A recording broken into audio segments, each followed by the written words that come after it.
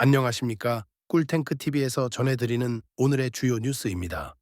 오늘 분석할 내용은 바로 이것입니다. 러시아가 북대서양 조약기구 회원국인 폴란드와 루마니아 영공을 무인기로 연이어 침범하면서 벌어진 충격적인 사건입니다. 단순한 항로 이탈이라고 보기에는 너무나 의도적이고 우연의 일치라고 넘기기에는 너무나 위험한 이 도발 행위. 블라디미르 푸틴 러시아 대통령이 이 시점에서 굳이 나토를 건드리는 이유는 무엇일까요? 곧 흥미로운 분석이 펼쳐질 것입니다. 지난 2025년 9월 9일 오후 11시 30분경 최대 23대의 러시아 무인기가 폴란드 영공에 진입했습니다. 이는 러시아에서 발사된 것으로 추정되는 무인기들이 우크라이나를 공격하는 과정에서 폴란드 영공을 무단 침범한 사건입니다. 폴란드는 즉각 F-16 전투기와 네덜란드 공군의 F-35 전투기를 긴급 출격시켰습니다. 패트리어트 방공 시스템도 작동했습니다.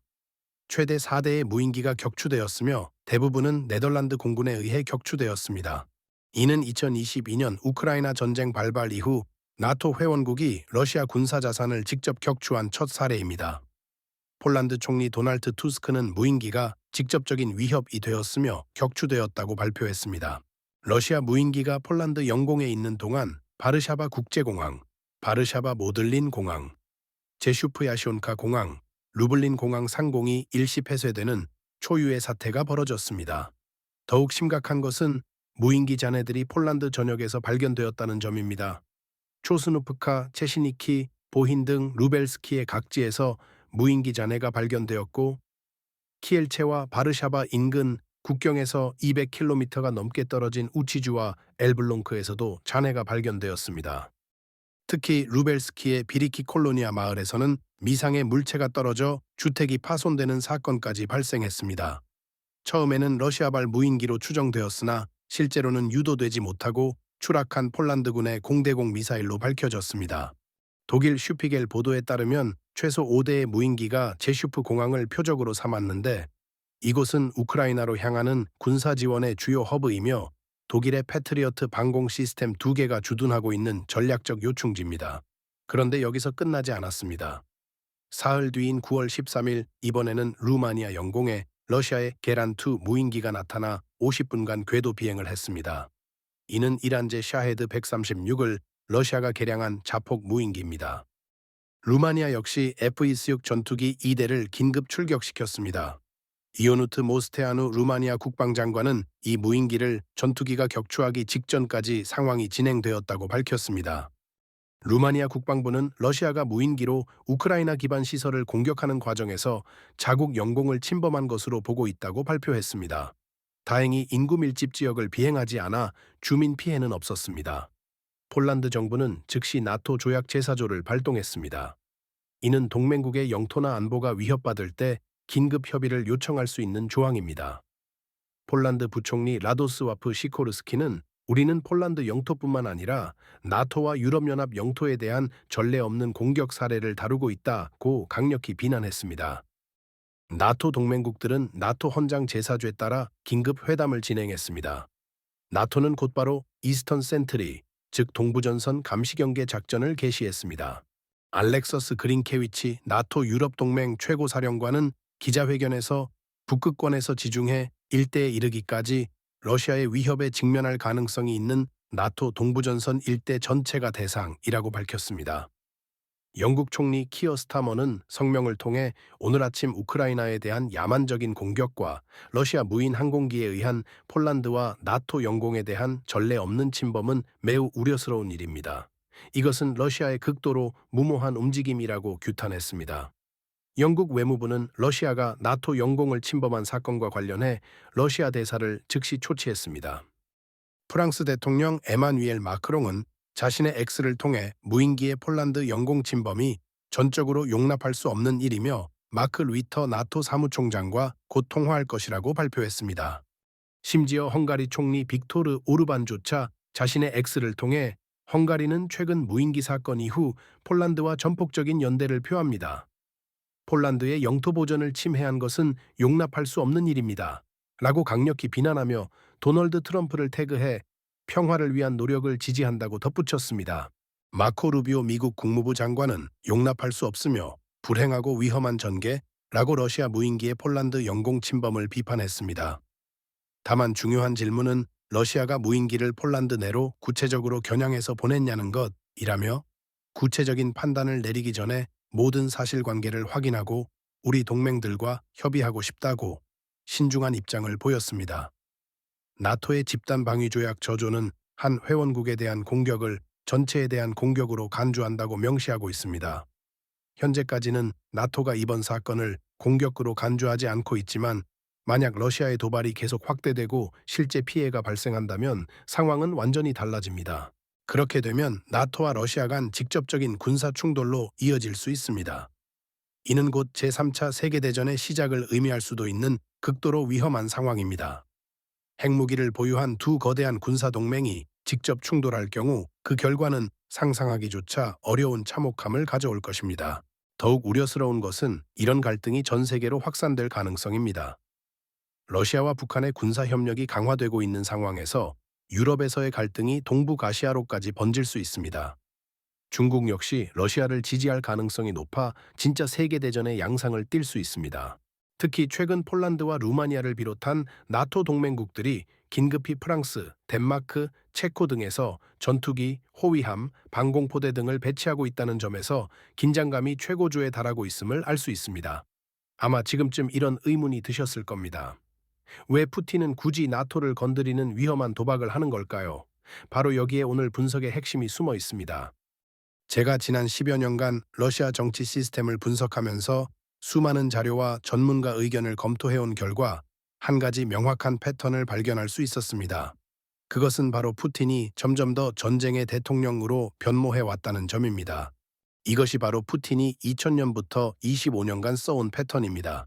2000년 체첸 전쟁으로 정치적 기반을 다진 푸틴은 2008년 조지아 전쟁, 2014년 크림 병합, 2022년 우크라이나 침공에 이르기까지 지속적으로 대외적 갈등을 통해 국내 지지를 결집해 왔습니다. 특히 주목할 점은 각 군사 작전 시기와 푸틴의 지지율 변화입니다. 크림 병합 직후 푸틴의 지지율은 80%를 넘어섰고 우크라이나 침공 초기에도 비슷한 현상이 나타났습니다. 이는 우연이 아닙니다. 제가 과거 모스크바의 한 정치학 연구소에서 발표된 비공개 보고서를 분석해본 바에 따르면 러시아 정치 엘리트들 사이에서도 이런 패턴에 대한 우려가 제기되어 왔습니다. 한 고위 관료는 익명을 조건으로 푸틴 대통령은 이제 평시 지도자로 돌아갈 수 없는 상황에 놓였다 고토로한 바 있습니다. 영국 신유라시아 전략센터의 니콜라이 페트로프 선임연구원의 최근 분석이 정확히 이를 뒷받침합니다. 푸틴은 전쟁의 대통령이고 그 역할을 포기할 수 없다. 스스로를 전시 지도자로 규정한 그가 평시 대통령으로 돌아가는 것은 강등일 것이다. 하지만 여기서 더 깊이 들어가 보면 푸틴 개인의 선택을 넘어선 구조적 문제가 있습니다. 러시아의 정치 시스템 자체가 대외적 긴장 상태에 의존하는 구조로 변화해온 것입니다. 자, 여러분, 잠시만 생각을 해보시죠. 푸틴이 현재 직면한 상황은 어떨까요? 우크라이나 전쟁은 3년 넘게 장기화되고 있지만 뚜렷한 승리를 거두지 못했습니다. 러시아군은 우크라이나 영토의 약 20%를 점령하고 있지만 이는 전쟁 초기 목표였던 키이우 점령과 젤렌스키 정권 교체와는 거리가 먼 성과입니다. 더욱 심각한 것은 전쟁으로 인한 러시아의 손실입니다.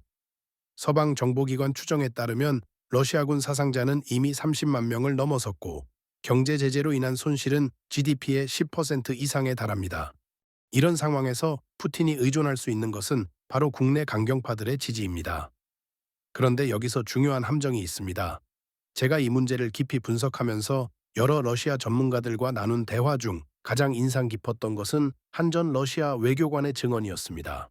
그는 푸틴 정권 초기에는 경제 발전과 생활 수준 향상이 정당성의 근거였지만 이제는 외부의 위협에 맞서는 강한 지도자라는 이미지가 유일한 정당성의 원천이 되었다고 말했습니다. 실제로 러시아의 여론조사 결과를 자세히 분석해보면 흥미로운 패턴을 발견할 수 있습니다. 경제가 어려워질 때마다 푸틴의 지지율은 하락했지만 대외적 갈등이나 군사 행동이 있을 때마다 다시 상승했습니다. 특히 주목할 점은 지지층의 변화입니다. 과거에는 경제적 실용주의를 추구하는 도시 중산층도 푸틴을 지지했지만 이제는 민족주의적 성향이 강한 계층이 핵심 지지 기반이 되었습니다.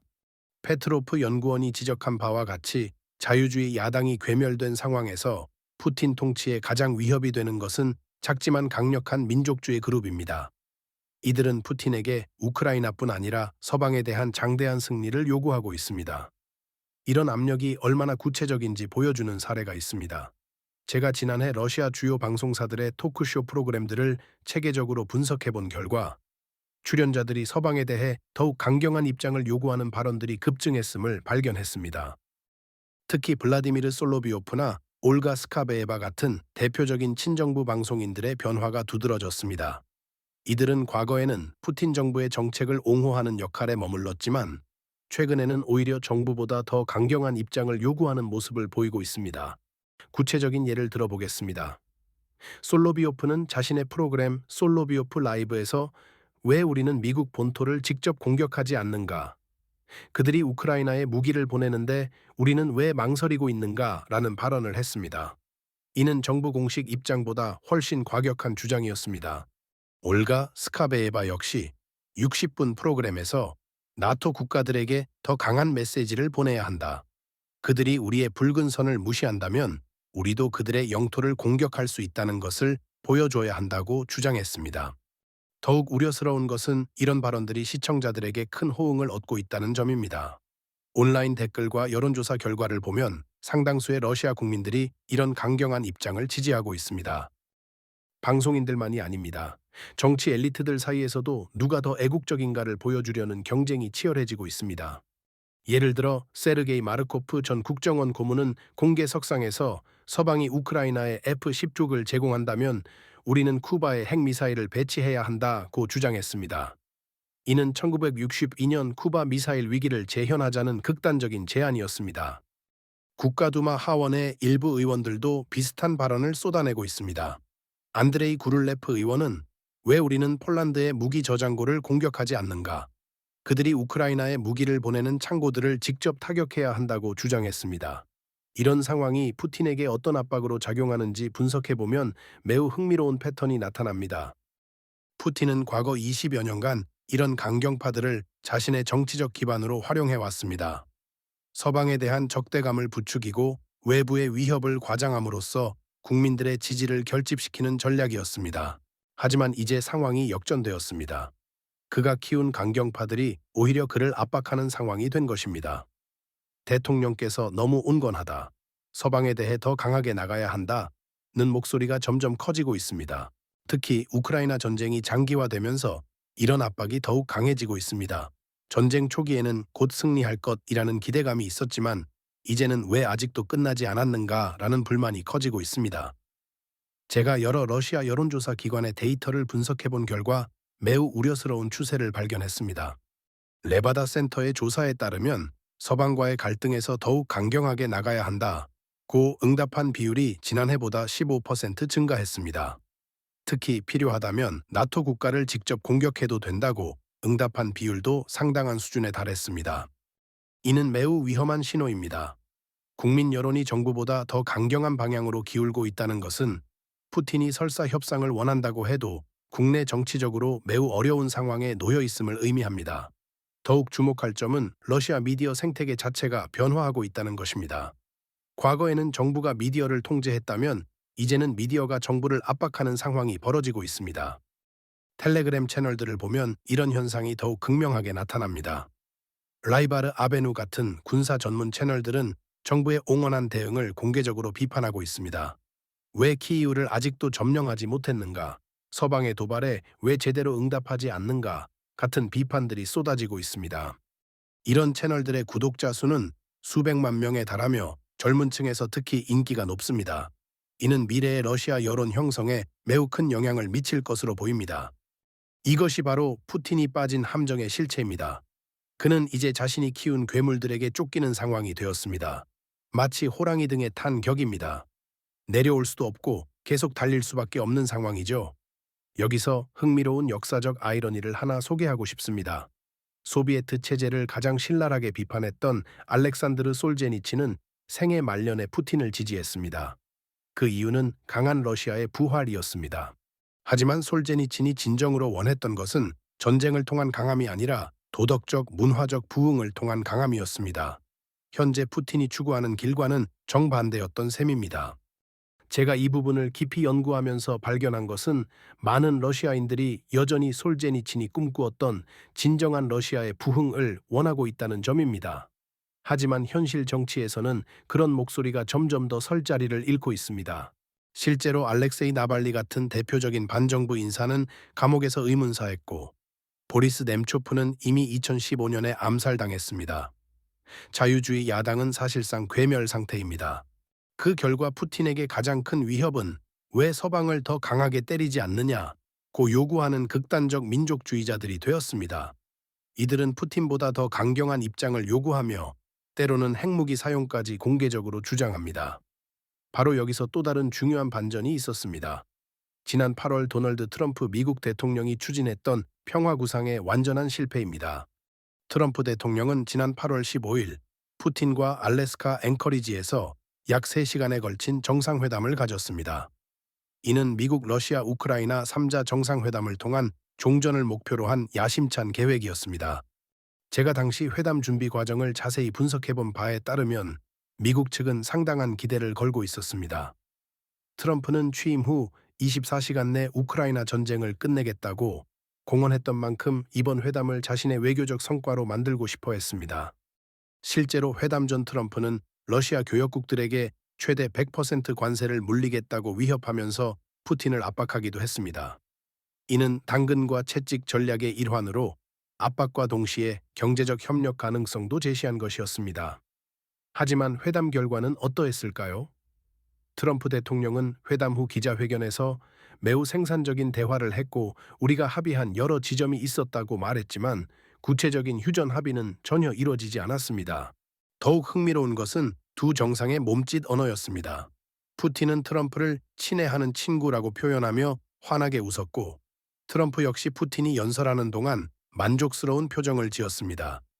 하지만 실질적 성과는 전무했습니다.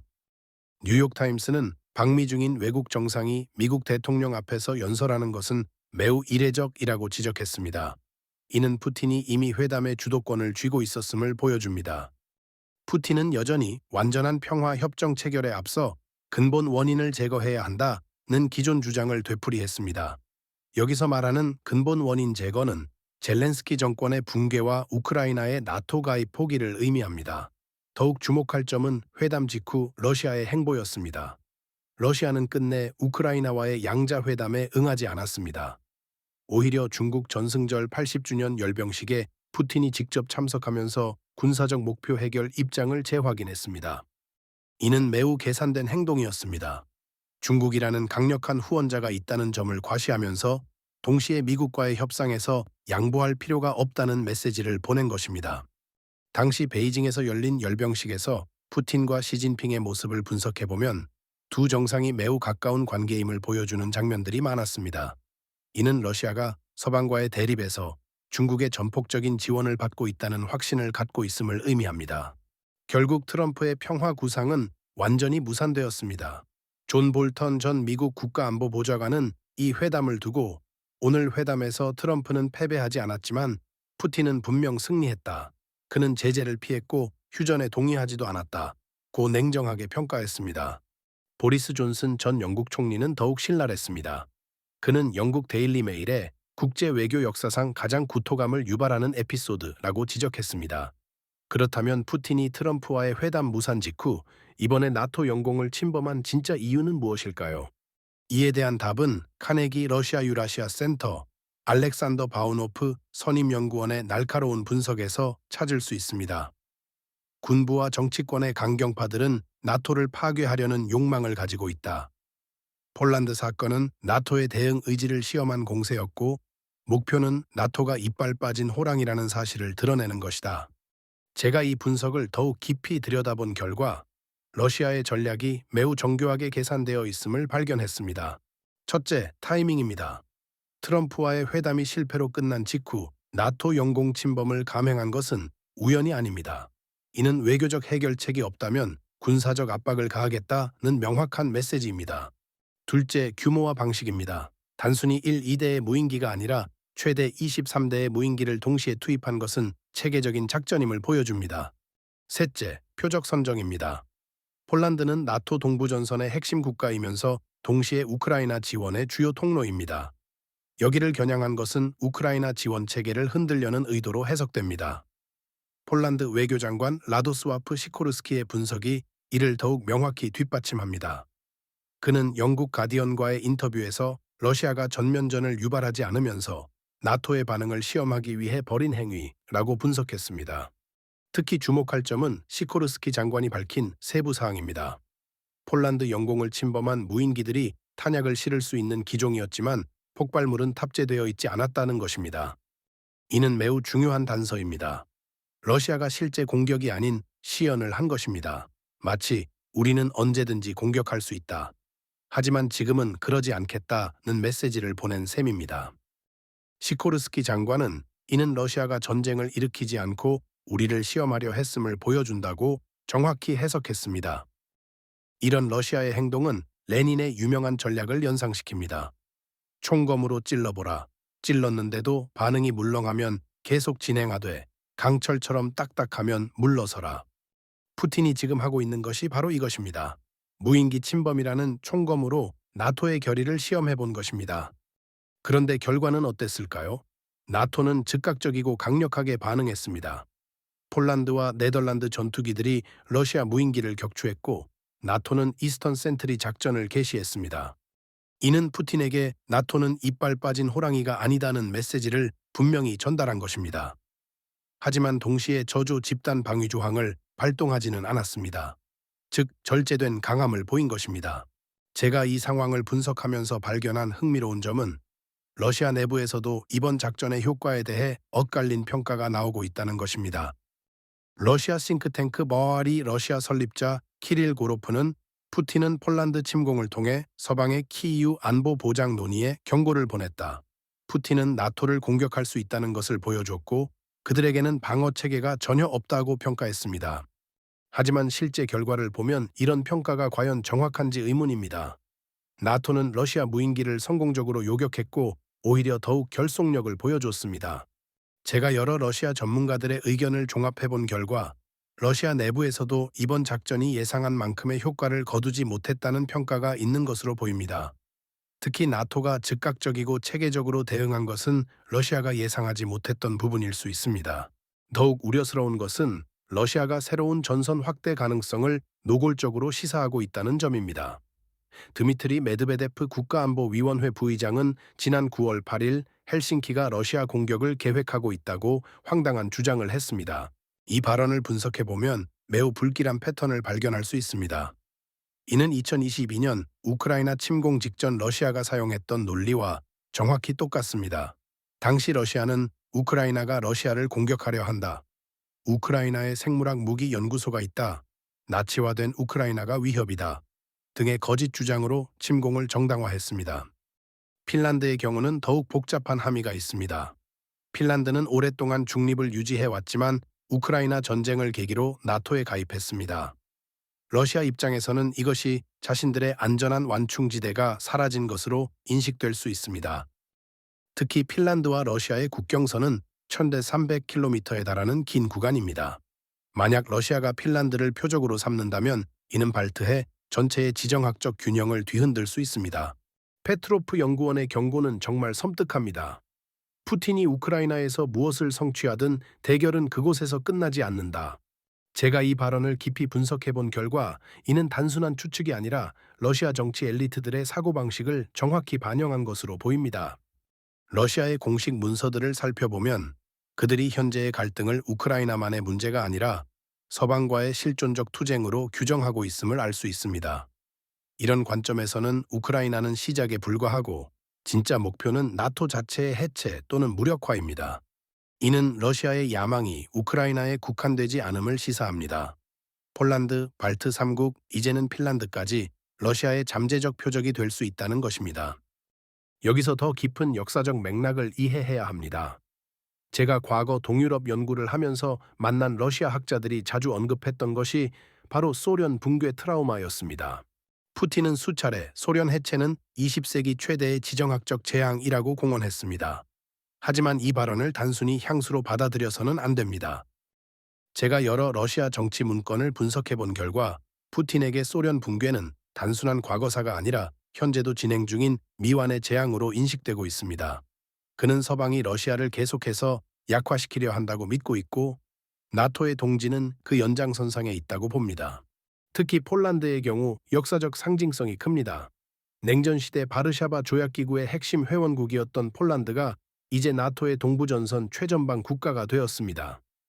게다가 폴란드는 현재 나토 회원국 중 가장 높은 비율인 국내 총생산의 4.7%를 국방비로 지출하며 러시아에 대한 최전선 역할을 자처하고 있습니다. 푸틴에게 이는 참을 수 없는 모욕으로 느껴질 것입니다. 과거 자신의 영향권에 있던 나라가 이제 자신을 겨냥한 창끝이 되었으니까요. 꿀탱크님, 그런데 나토가 러시아 무인기를 격추한 것이 전면전으로 이어질 위험은 없나요? 정말 좋은 질문입니다. 이 부분에 대해 제가 여러 군사 전문가들과 나눈 대화를 바탕으로 설명드리겠습니다. 현재까지 나토는 매우 신중하게 대응하고 있습니다. 나토 소식통들은 이번 사건을 공격으로 간주하지 않는다고 밝혔습니다. 따라서 저조 집단 방위 조항이 발효될 가능성은 현재로서는 배제되었습니다. 하지만 문제는 이런 사건이 반복될 경우입니다. 나토 내부에서도 레드라인에 대한 논의가 활발해지고 있습니다. 만약 러시아 무인기가 실제로 폴란드나 루마니아 시민들에게 피해를 입힌다면 상황은 완전히 달라질 것입니다. 특히 주목할 점은 폴란드의 대응입니다. 폴란드는 이번 사건 직후 자국 및 동맹국 군용기를 영공에 상시 배치하기 시작했습니다. 이는 다음번에는 더욱 신속하고 강력하게 대응하겠다는 의지의 표현입니다. 또한 루블린 공항을 일시 폐쇄한 것처럼 민간 항공 안전까지 위협받는 상황이 되면 나토의 대응 수위가 급격히 올라갈 가능성이 높습니다. 실제 수치를 보면 상황의 복잡성이 더욱 명확해집니다. 군사력 측면에서는 여전히 러시아가 우위에 있습니다. 폴란드의 현역군 규모는 21만 6천 명으로 2014년 나토 회원국 중 9위였던 것이 현재는 미국, 터키에 이어 세 번째로 증가했습니다. 향후 10년간 현역군 규모를 추가로 30%가량 늘릴 계획입니다. 하지만 이는 150만 명에 달하는 러시아 병력에 비하면 여전히 부족한 수준입니다. 하지만 경제적 지속 가능성 측면에서는 다른 그림이 나타납니다. 폴란드는 GDP의 4.7%를 국방비로 지출하고 있지만 이는 건전한 경제 성장을 바탕으로 한 것입니다.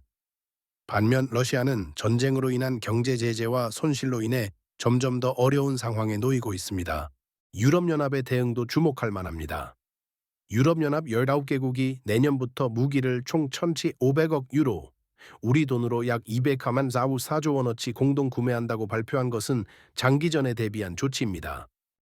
이 중 폴란드가 43억 3,400만 유로, 약 71조 원으로 가장 많은 지원을 받습니다. 이는 전체의 29%를 차지하는 막대한 규모로 폴란드를 나토 동부전선의 핵심 거점으로 만들겠다는 서방의 의지를 보여줍니다. 이어 루마니아가 106억 8천만 유로, 프랑스와 헝가리가 각각 162억 1,600만 유로 순입니다. 러시아의 무인기 공격 역량 강화도 면밀히 분석해야 합니다. 뉴욕타임스가 우크라이나 공군 발표를 토대로 집계한 자료에 따르면 러시아가 투입하는 무인기 수량은 작년 9월 처음으로 월 1,000대를 넘어선 뒤 가파르게 증가하고 있습니다. 올해 들어서는 기만체를 포함해 최대 820대의 무인기를 한 번에 투입하는 대규모 공습을 감행하고 있습니다. 이는 2년 전에 비해 8배 증가한 수준입니다. 하지만 이런 양적 증가가 반드시 질적 우위를 의미하지는 않습니다. 러시아가 주로 사용하는 게란디아 무인기는 이란제 샤헤드 136을 개량한 것으로 값싼 목재와 스티로폼으로 제작되어 단가가 1만 달러 정도에 불과합니다. 문제는 이를 요격하기 위해서는 수백만 달러짜리 미사일을 사용해야 한다는 점입니다. 경제적으로는 러시아에게 유리한 교환비입니다. 하지만 이는 단기적인 관점일 뿐입니다. 장기적으로 보면 서방이 저비용 요격 체계를 개발하고 있고 러시아의 무인기 생산 능력에도 한계가 있습니다. 특히 반도체와 같은 핵심 부품은 여전히 서방 제재의 영향을 받고 있습니다. 미시적 파급 효과, 우리 일상에 미치는 다층적 영향. 이런 지정학적 변화가 우리 일상에는 어떤 구체적인 영향을 미칠까요? 제가 여러 경제 전문가들과 분석해본 결과를 말씀드리겠습니다. 에너지 부문의 연쇄 효과. 첫째, 에너지 가격의 불안정성이 더욱 커질 것입니다. 러시아는 여전히 세계 주요 천연가스와 석유 공급국 중 하나입니다. 나토와의 갈등이 심화되면 에너지 시장의 변동성이 증가할 수밖에 없고, 이는 결국 우리나라 주유소 기름값과 가스 요금에도 직접적인 영향을 미칠 것입니다. 특히 겨울철 난방비 부담이 가중될 가능성이 높습니다. 유럽이 러시아 가스 의존도를 줄이면서 대체 공급원에 대한 경쟁이 치열해지고 있기 때문입니다. 글로벌 공급망의 재편, 둘째, 글로벌 공급망에도 상당한 타격이 예상됩니다. 유럽은 우크라이나 전쟁으로 인해 이미 상당한 경제적 부담을 지고 있는데, 나토와 러시아 간 직접적 갈등이 현실화되면 세계 경제 전체가 더 큰 충격을 받을 것입니다. 한국 기업들의 경우 유럽 시장에서의 사업 환경이 더욱 불안정해질 수 있습니다. 물류 비용 증가, 보험료 상승, 환율 변동성 확대 등이 복합적으로 작용할 것입니다. 사이버 공간의 새로운 전장, 셋째, 사이버 공격의 위험성도 급격히 증가할 것입니다. 러시아는 이미 우크라이나 전쟁에서 사이버전을 적극 활용하고 있습니다. 나토와의 갈등이 격화되면 서방 국가들의 중요 인프라에 대한 사이버 공격이 증가할 가능성이 높습니다. 한국의 경우 인터넷 뱅킹, 전자상거래, 전력망 등 디지털 인프라에 대한 보안이 더욱 중요해질 것입니다. 개인 차원에서도 사이버 보안에 더 많은 신경을 써야 할 때입니다. 한국의 경우 특히 주의 깊게 지켜봐야 할 부분이 있습니다. 러시아가 북한과의 군사 협력을 대폭 강화하고 있는 상황에서 나토와의 갈등이 격화되면 북한 역시 더욱 도발적인 행동에 나설 가능성이 높습니다. 실제로 북한은 이미 러시아에 병력을 파견했고, 러시아로부터 최신 군사기술을 제공받고 있는 것으로 알려져 있습니다. 만약 유럽에서 나토와 러시아 간 직접적 충돌이 벌어진다면 북한은 이를 기회로 삼아 한반도에서 군사적 모험주의에 나설 수 있습니다. 볼로디미르 젤렌스키 우크라이나 대통령이 러시아에 파병된 북한군을 두고 푸틴 대통령을 살인을 즐기는 미친 사람이라고 비난한 것에서 알 수 있듯이, 북한이 러시아 최전선에서 총알바디 역할을 하고 있는 것은 분명합니다. 또한 중국의 역할도 주목해야 합니다. 중국은 러시아와 전략적 동반자 관계를 맺고 있어 나토와 러시아의 갈등이 심화되면 중국 역시 미국과의 대립각을 세울 가능성이 높습니다. 이는 동북아시아 전체의 안보 환경을 크게 악화시킬 것입니다. 그런데 여기서 중요한 반전이 있습니다. 푸틴이 나토를 도발하고 있지만 실제로는 그 자신이 가장 큰 딜레마에 빠져 있다는 점입니다. 그는 국내 강경파들의 요구를 무시할 수 없지만 동시에 나토와의 전면전은 러시아에게도 파멸적인 결과를 가져올 수 있다는 것을 잘 알고 있습니다. 그래서 지금과 같은 애매한 도발을 반복하고 있는 것입니다. 하지만 이런 줄타기가 언제까지 지속될 수 있을까요? 나토 역시 러시아의 도발에 점점 더 강경하게 대응하고 있습니다. 폴란드와 루마니아의 무인기 격추는 그 시작에 불과할 수 있습니다. 더욱 중요한 것은 푸틴의 정치적 생존 전략이 이미 한계에 다다르고 있다는 점입니다. 전쟁을 통한 지지율 결집 효과는 시간이 지날수록 약해지고 있습니다. 우크라이나 전쟁으로 인한 경제적 부담과 인적 손실이 누적되면서 러시아 국민들의 피로감도 커지고 있습니다. 그래서 이 사태가 우리에게는 어떤 의미를 가지는가? 첫째, 이 갈등은 단순한 지역 분쟁이 아니라 새로운 냉전 구조의 시작일 수 있다는 점입니다. 나토 대 러시아, 서방 대 권위주의 국가라는 구도가 점점 뚜렷해지고 있습니다. 둘째, 전통적인 외교적 해결 방식이 한계에 직면하고 있다는 것입니다. 트럼프의 평화 구상 실패가 보여주듯 기존의 정상 외교만으로는 이 문제를 해결하기 어려울 수 있습니다. 셋째, 기술의 발전이 전쟁의 양상을 근본적으로 바꾸고 있다는 점입니다. 값싼 무인기가 수백만 달러짜리 방공 시스템을 무력화시킬 수 있다는 것은 군사 전략의 패러다임 변화를 의미합니다. 결국 이 모든 것은 시간의 게임일 수 있습니다. 푸틴이 먼저 한계에 부딪힐 것인가, 아니면 서방이 먼저 지칠 것인가? 그 답은 앞으로 우리가 지켜봐야 할 역사의 페이지에 적혀 있을 것입니다. 우리는 이 상황을 어떻게 지켜봐야 할까요? 푸틴의 정치적 생존이 서방과의 대립에 달려 있다는 전문가들의 분석은 이 갈등이 단기간에 해결되기 어렵다는 것을 시사합니다. 오늘의 분석이 여러분께 던져준 질문은 무엇입니까? 여러분의 생각을 댓글로 남겨주시면 좋겠습니다.